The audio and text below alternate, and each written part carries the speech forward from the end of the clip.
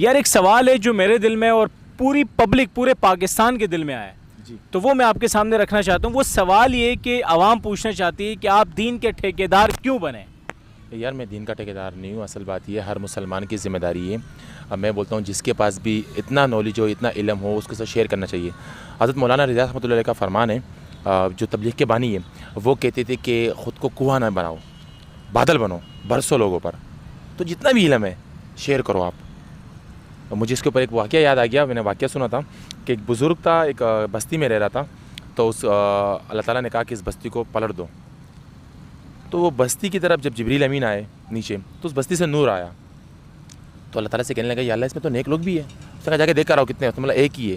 اس نے کہا پھر اس کو کہنا پلٹو. اس نے کہا کیوں؟